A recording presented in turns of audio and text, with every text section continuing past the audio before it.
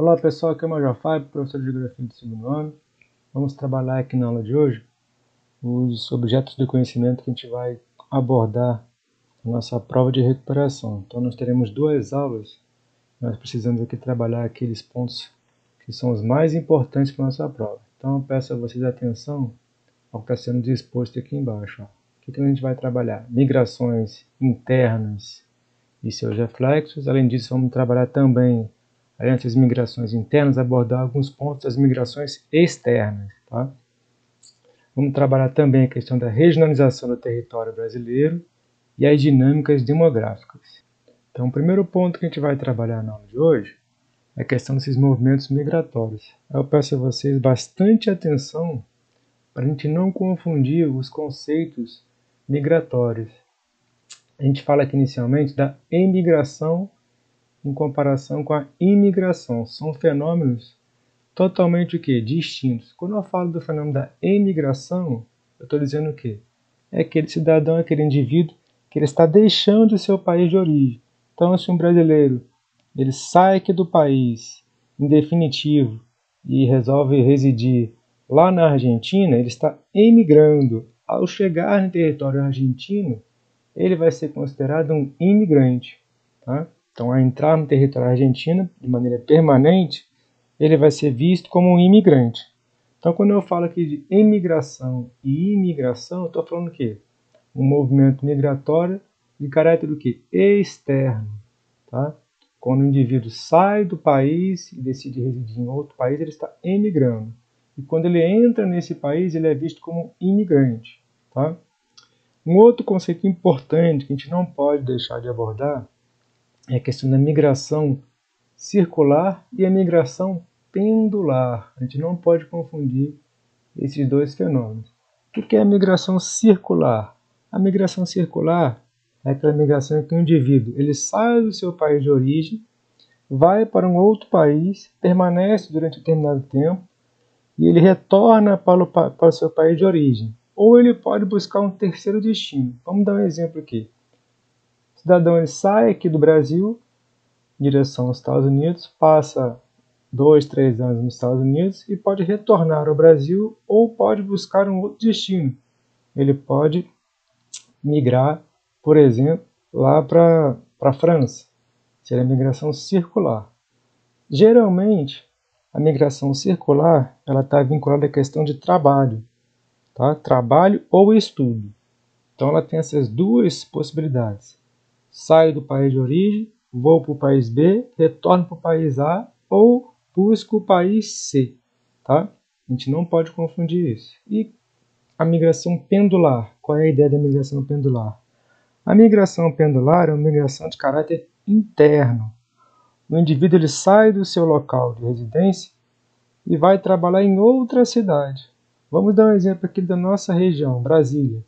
Então, o cidadão que mora na periferia de Brasília, nas cidades que são aqui periféricas a Brasília, ele mora na cidade periférica, mas trabalha aqui no plano piloto. Então, diariamente ele faz o deslocamento casa, trabalho, trabalho, casa. Então, o deslocamento diário, esse vai e vem, casa, trabalho, trabalho, casa, é chamada migração pendular. Também está relacionado ao trabalho. Pode também estar relacionado ao estudo. Então, o indivíduo que mora numa cidade periférica, mas estuda aqui no plano piloto. E, diariamente ele faz essa movimentação. Casa, local de estudo no plano piloto para a sua cidade periférica aqui no entorno de Brasília. É um movimento pendular. Tá? Então percebam que essa é a diferença. O pendular é uma migração de caráter interno. Já a migração circular é uma migração de caráter externo. Tá? Não podemos confundi-los. Um outro fenômeno migratório, esse aqui bastante ainda recente, que é a questão dos refugiados ambientais. Tá? Os refugiados ambientais estão ligados ao quê? Essas grandes mudanças climáticas que estão sendo vivenciadas agora no mundo, alterações relacionadas à temperatura, aumento do nível dos oceanos. Então, uma série de alterações de natureza física que estão impactando alguns povos, principalmente das ilhas, aquelas ilhas oceânicas, elas são as mais afetadas. As regiões costeiras, a população nessas áreas está sendo obrigada a deslocar para outros pontos. e começa a ser chamado de refugiado ambiental. Embora a gente use essa terminologia refugiado ambiental, ainda não há uma convergência em relação à adoção dessa expressão. Tá? Vocês vão ver lá no livro didático, lá no capítulo 5, as migrações, que existe uma divergência, não há um consenso sobre a adoção dessas nomenclaturas. Um outro movimento importante aqui para a gente tem a ver com a xenofobia. O que é a xenofobia? Está ligado ao quê? Migrações de caráter externo, o indivíduo sai do país A, vai para o país B, e ao chegar no país B, por questões ligadas a aspectos culturais, aspectos religiosos, esse indivíduo ele é objeto de perseguição. Ele não é aceito naquele país porque eles acreditam que esse estrangeiro ele vai ocupar os postos de trabalho dos nativos, ele vai introduzir uma cultura totalmente alheia à cultura local, vai desconstruir os aspectos culturais daquele país, então ele é mal visto. Então, onde nós percebemos de maneira mais nítida, mais enfática, exemplos da xenofobia? E nós observamos isso no mundo, na atualidade, onde? Principalmente nos países da Europa. Na Europa Ocidental, são países mais desenvolvidos, recebem esses imigrantes. De sua maioria, a gente pode dar o exemplo daqueles imigrantes muçulmanos, e eles são, muitas vezes, são objetos dessa xenofobia, dessa aversão ao estrangeiro, né?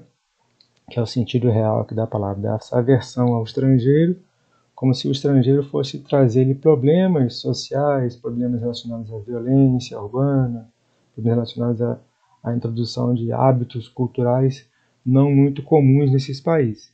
Então a gente tem aqui o fenômeno da xenofobia. Um outro exemplo que a gente tem aqui de migração, aqui é a migração empresarial, ela está ligada ao quê? Uma empresa se desloca para um outro país, geralmente pode ser para um outro país ou pode ser dentro do país também, mas na maioria das vezes ela sai do país A e vai para o país B, e ao fazer esse deslocamento, ela vai fazer o quê? Ela vai atrair mão de obra desse país de origem para o país B. Então a mão de obra ela vai migrar junto com o capital. Então nós vamos ter uma migração simultânea do capital, da empresa e daquela mão de obra mais qualificada que vai acompanhar o deslocamento da empresa. Esse fenômeno da migração empresarial ele é mais restrito, ele não é tão perceptível assim na nossa realidade, porque ele vai estar restrito a quê? A uma parcela muito pequena da minha população economicamente ativa. Só aquela mão de obra realmente muito qualificada que vai fazer o quê? Vai acompanhar essa migração do capital de um país A para o país B. Tá? Isso aqui é algo bastante restrito, bastante limitado. Um outro exemplo que a gente tem aqui de fenômeno migratório é o chamado corredor bilateral. O que é esse corredor bilateral? A gente vai observar que até bem pouco tempo, na fronteira sul dos Estados Unidos, na fronteira com o México, nós tínhamos ali uma grande circulação, uma grande movimentação de indivíduos. Então, muitos mexicanos, isso ainda acontece, mas de maneira mais restrita, agora mais limitada, eles saíam do México em direção aos Estados Unidos. Ao chegar nos Estados Unidos, eles procuravam que, à medida que conseguiam um trabalho, acumular capital e mandavam de volta para os Estados Unidos esse recurso. O recurso que sai dos Estados Unidos e vai para o México são chamadas divisas. Né? O dinheiro, o dólar, que sai de um país e vai para outro, o país que as recebe chama isso de divisas. Para a economia mexicana é extremamente importante o recebimento dessas divisas, desses dólares. Pra vocês terem uma ideia, lá no nosso livro didático, ele faz uma referência a esses valores. Então aqui a gente faz uma observação que esse corredor bilateral, esse tráfico ali de deslocamento ali mexicanos para os Estados Unidos, né? Muito mais do que americanos para o México, isso aí vai proporcionar à economia mexicana o recebimento de uma quantia superior a mais de meio milhão, na verdade meio bilhão, desculpa, de dólares. Em alguns casos, vão apontar que chega perto de 1 bilhão de dólares. Isso anual, né? Então é bastante relevante para a economia mexicana, né? Então os familiares que permanecem no México recebem esse dinheiro e vão utilizar para movimentar a economia do país. Então isso é importante para a economia mexicana. Outro tipo que tem de migração, na verdade dois tipos, né? Tem a migração forçada e a migração espontânea. A migração forçada tem a ver com o quê? A migração forçada é quando um grupo populacional ele é obrigado a migrar para um outro país contra a sua vontade. Então eu posso perceber que esse tipo de migração ela vai ter um caráter do quê? É uma migração, melhor dizendo, que ela é uma migração onde você não tem escolha. Por exemplo, no caso de uma guerra, um conflito militar, um conflito religioso, um conflito político, essa parcela da população ela é obrigada a sair do seu local de origem e buscar refúgio em outro país. Então, sempre a migração forçada está ligada ao que? Uma imposição, onde o grupo populacional não tem direito de escolha. Ele simplesmente é obrigado a sair. Ao contrário da migração espontânea. A migração espontânea não. O indivíduo ele migra por uma razão própria dele. Não existe uma motivação específica aqui. Ele migra por interesse qualquer que vai levá-lo a buscar melhor oportunidade ou uma vida melhor em outro país. Tá? Observar esse detalhe. Aqui sempre tem uma motivação, é uma imposição. Aqui é uma escolha do indivíduo. Um outro assunto que a gente vai trabalhar aqui agora é a questão da regionalização do território. Então nós vimos aqui nas nossas aulas que esse assunto aqui é extremamente relevante e cobrado nas provas. Então o que a gente fala aqui da regionalização? Existem lá 3 possibilidades, né? Eu faço a minha regionalização a partir de critérios, onde eu vou estabelecer lá quais são os elementos que eu vou considerar para regionalizar o território. Então quais são as 3 possibilidades? A gente tem aqui a do IBGE, que é tida como oficial. Então a gente tem aqui a divisão do IBGE, que vai adotar o critério baseado em qual aspecto que ele vai se basear aqui. O IBGE vai se basear nos seguintes critérios. Ele vai analisar as características econômicas, demográficas e naturais daquela região. A partir dessa análise é que é feita a divisão do Brasil em 5 regiões como nós conhecemos hoje. Região Norte, Região Nordeste, Centro-Oeste, Sudeste e Sul. Então ele buscou respeitar esse conjunto de características. A partir daí que ele fez a divisão territorial do país. Só lembrando a vocês que o IBGE ele é um órgão do Estado, que ele foi criado lá nos anos 40, de maneira mais precisa, em 42, né, com essa função de fazer um levantamento, conhecer o território, conhecer a população, para a partir desse conhecimento criar condições para que o Estado possa estabelecer o quê? As políticas públicas na área de saúde, educação, transporte, segurança, habitação. Isso tudo é feito a partir desse estudo. Então eu divido lá o país em regiões, nas regiões que eu conheço, as grandes regiões do país, mas eu também faço um estudo mais aprofundado. À medida que eu restringo o meu objeto de estudo, eu vou facilitar o quê? A adoção, a implementação de políticas públicas. Essa divisão em 5 regiões, como nós conhecemos, como aparece nos livros didáticos, é justamente para isso, para fins didáticos. É aquele primeiro contato que o aluno tem com a divisão regional. Mas um estudo mais técnico exige o quê? Uma subdivisão dessas regiões em regiões menores para facilitar o quê? A compreensão dos fenômenos econômicos, sociais, demográficos de cada região. Tá? A gente não precisa entrar em muitos detalhes, porque isso aí não é muito cobrado nas provas, é só para vocês saberem.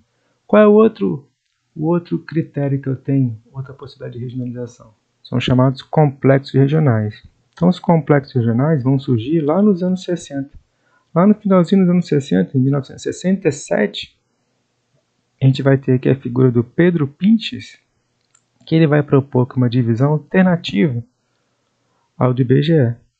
Essa divisão do Pedro Pinches, ele vai trabalhar com a seguinte ideia, das macro-regiões geográficas. Tá? Essa divisão ela não era vista como uma divisão oficial, mas hoje em dia ela é uma divisão aceita pelo IBGE. É importante a gente frisar isso. No início ela não é vista como uma divisão oficial, mas hoje é uma divisão regional totalmente aceita pelo IBGE. Então trabalha com aquela ideia das macro-regiões. E aparece para a gente a seguinte ideia: ou vou trabalhar com os complexos regionais ou regiões geoeconômicas. Então o que ele vai dizer? Ele vai dividir o território nacional em 3 grandes áreas: Centro-Sul, Nordeste e Amazônia. O que a gente tem que guardar como importante aqui? Quando eu falo dos complexos regionais, eu falo do quê? Do aspecto econômico. Então, a dinâmica econômica de cada região é que vai determinar qual complexo regional ela vai participar.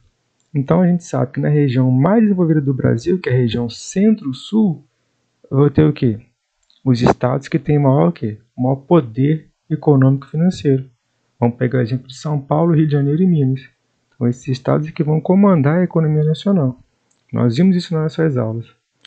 Na próxima aula, que é a segunda aula da nossa aula de recuperação, a gente vai trabalhar de maneira mais específica aqui, exercícios. Então essa é a primeira aula para trabalhar a questão teórica. E na segunda, a gente vai vamos resolver exercícios. Tá?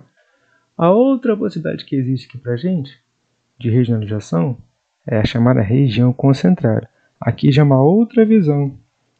Uma outra visão não significa que ela seja o quê? Divergente dessa anterior que nós vimos dos complexos regionais. A região concentrada vai trabalhar com a ideia do professor Milton Santos. O professor Milton Santos ele vai pensar o seguinte, vai pensar assim: eu vou aproveitar o que foi feito pelo professor Pedro Pinches e vou propor aqui uma outra possibilidade de regionalização do território. Eu vou trabalhar com a seguinte ideia: eu vou trabalhar com a ideia da região concentrada. A região concentrada ela vai ser o quê? Ela vai ser a região do país, a região sul e a região sudeste, a região mais desenvolvida economicamente. Então, ele simplesmente vai pegar a visão do Pedro Pinches e vai limitar aqui a região sul-sudeste. Qual é a diferença que existe entre complexos regionais e região concentrada? Uma das diferenças que nós já tínhamos visto nas nossas aulas é a seguinte: aqui nos complexos regionais, o professor Pedro Pinches ele não respeita os limites territoriais dos estados. Ao contrário do Milton Santos, aqui na região concentrada ele vai respeitar os limites territoriais do estado. Essa é a primeira diferença. Qual é a segunda diferença que existe? Quando eu falo aqui da região concentrada, o professor Milton Santos vai dizer o seguinte: aqui vai haver uma combinação dos seguintes elementos: das técnicas, informações e finanças no território. Aí nós sabemos que técnicas, finanças e informações não vão se distribuir de maneira uniforme no território. As regiões mais desenvolvidas vão concentrar mais técnicas, informações e finanças. Nós sabemos que a região sudeste e a região sul são as regiões mais desenvolvidas do Brasil. Por consequência, vão ter maior concentração de técnicas, informações e finanças. Então essas são as duas diferenças que existem. Aqui eu trabalho com arranjo econômico de maneira genérica. Nessa aqui eu vou aprimorar essa combinação do arranjo econômico. Eu vou observar o quê? A dispersão no território das técnicas, das finanças e das informações. Essa ideia da região concentrada, ela está vinculada ao quê? Ao período da globalização, que ela é mais recente do que a visão dos complexos regionais. Então essa aqui vai trabalhar com essa ideia. Aí vocês têm que lembrar aquilo que nós vimos nas nossas aulas. Lá do professor Milton Santos, vai trazer a ideia de que hoje em dia o que domina a economia é o conceito de meio técnico, científico e informacional. É a produção do conhecimento científico e a capacidade que os países têm de fazer o quê? A circulação do capital. O capital não tem mais limitação física. Então ele circula pelas vias, não pelas vias físicas, mas pelas vias imateriais. Lembrar o quê? Da internet, da telefonia celular, que vão propiciar maior dinâmica à economia. É essa a ênfase que ele vai trabalhar com a região concentrada. Não pode esquecer isso. Então nós temos essas 3 possibilidades: O IBGE, a mais tradicional, para fim de planejamento das políticas públicas. Complexos regionais, que vai trabalhar com os arranjos econômicos de uma maneira mais tradicional, não respeitando os limites territoriais. E a região concentrada, que vai enfatizar o que é a região sul e sudeste, que vão ter o maior domínio da técnica, das finanças e das informações. Então, essas são as 3 possibilidades. Lembrando a vocês que na próxima a gente vai abordar esse assunto através dos exercícios. Hoje é só uma revisão teórica. Agora, um outro assunto que a gente vai trabalhar aqui, ó, a dinâmica demográfica. Aqui tem 2 aspectos que nós vamos estudar. Primeiro, os conceitos demográficos básicos e, logo após, as teorias demográficas. Então, aqui que a gente tem de relevante quando a gente fala dos conceitos demográficos aqui, ó. A gente tem que lembrar o quê? Quando eu falo aqui dos conceitos demográficos, eu estou falando de quê? De mortalidade, natalidade, fecundidade. Esses conceitos eu tenho que saber. Crescimento vegetativo. Então, quando eu falo, por exemplo, aqui do crescimento vegetativo, o que vem a ser isso? O crescimento vegetativo também eu vou chamar de crescimento natural, que vai ser o resultado da diferença entre as taxas de natalidade e as taxas de mortalidade. Então, essa diferença me dá o crescimento vegetativo. O quanto que a população está realmente crescendo a partir da diferença entre o número de percentual de nascimentos e percentual de óbitos. Tá? E a taxa de fertilidade, ou também posso chamar a taxa de fecundidade, tem a ver com o quê? Com o número médio de filhos por mulher em idade fértil. Então nós sabemos que é importante verificar na população essa taxa de fertilidade, porque isso impacta no crescimento populacional. Para ser mais específico, impacta em quê? Naquele que nós vimos, a chamada reposição populacional. Todas as vezes que eu observo num país que a minha taxa de fecundidade ela está inferior a 2,1 filhos por mulher em idade fértil, isso me diz o quê? Que não está havendo a reposição populacional. Se não há reposição populacional, isso tem impacto direto na minha PEA, minha população economicamente ativa. Então, os países hoje em dia que vivenciam essa realidade, eles criaram estratégias para quê? Para aumentar o contingente populacional, visando reduzir o impacto na PEA. Se a minha PEA não é reposta, eu vou ter problemas no meu mercado de trabalho. Tá? Prestar bastante atenção a esses conceitos que são básicos na geografia, quando a gente vai trabalhar as questões demográficas. Tá? Para analisar o perfil demográfico, eu tenho que ter como referência esses conceitos iniciais. Tá? Outra coisa importante aqui para a gente, que vocês não podem esquecer, são as teorias demográficas. Nós vimos nas nossas aulas 4 teorias demográficas. A gente vai trabalhar aqui pelo menos 2 delas na aula de hoje. Vamos rever aqui a questão da teoria malthusiana. Lembrar que a teoria malthusiana está no contexto da primeira Revolução Industrial, lá no século XVIII. Então, Malthus vai afirmar o quê? Que haveria no mundo, em função daquela realidade que ele estava observando, naquele contexto da primeira Revolução Industrial, uma discrepância entre a capacidade humana de produzir alimentos e o crescimento populacional. Então ele afirmava que a capacidade de produção de alimentos crescia num ritmo, uma progressão aritmética, enquanto que a população estava crescendo numa progressão geométrica. Isso colocaria em risco a sobrevivência da própria espécie humana, porque não haveria capacidade de produzir recursos, produzir alimentos para a sobrevivência da humanidade. Isso acabaria gerando o quê? Fome, miséria, conflitos, guerras. Então ele propõe uma série de medidas para reduzir o crescimento populacional. Ele vai propor uma série de mecanismos para poder frear esse crescimento. Um desses mecanismos que ele vai defender é a questão das próprias doenças, como um meio natural de você controlar esse crescimento desenfreado. Essa teoria ela vai ser objeto de contestação, porque ela não vai se mostrar aceitável em função da evolução tecnológica. A evolução tecnológica ela vai desconstruir a teoria malthusiana. Então, esse é o primeiro ponto que a gente tem que perceber. Uma outra teoria que vai aparecer para a gente, não mais aqui no contexto da primeira Revolução Industrial, mas no contexto lá do século XX, da terceira revolução, é a teoria neomalthusiana.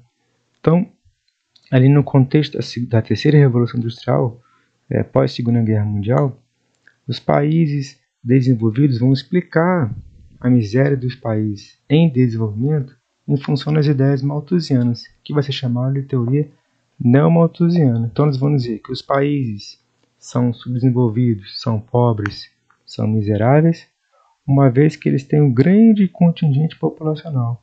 E esse grande contingente populacional vai ser responsável pela miséria dos países, porque o Estado ele vai se ver obrigado a investir em políticas públicas para atender essa população e não vai ter recursos suficientes para desenvolver a economia do país. Então a causa da pobreza, a causa do subdesenvolvimento vai residir no elevado contingente populacional e no crescimento desenfreado. Então, para esses teóricos, é necessário o quê? Reduzir o crescimento populacional para criar condições para o país investir na economia. Então, essa é a visão neomalthusiana. Uma outra teoria que aparece é a teoria dos ecomalthusianos, que vão defender o quê? Que a questão da degradação ambiental também vai estar ligada ao crescimento populacional desenfreado. Então, a população crescendo em demasia, em descontrole, causa pressão sobre os recursos naturais e essa pressão degrada o ambiente. Então, precisa controlar o crescimento populacional para reduzir a pressão sobre os recursos naturais. Uma outra teoria importante vai se opor à visão malthusiana. Vamos prestar bastante atenção agora. É chamada teoria reformista. Então, os reformistas vão dizer o seguinte: o país ele é superpopuloso porque ele é miserável. Então, a miséria passa a ser a razão do crescimento populacional descontrolado, e não o contrário, como pensavam os malthusianos e os ecomalthusianos, e os neomalthusianos também. Então, ele vai alegar que a causa da pobreza passa a ser o quê? Na verdade, a causa da miséria passa a ser a pobreza. A causa desse crescimento populacional descontrolado vai residir na miséria, na pobreza daquele país.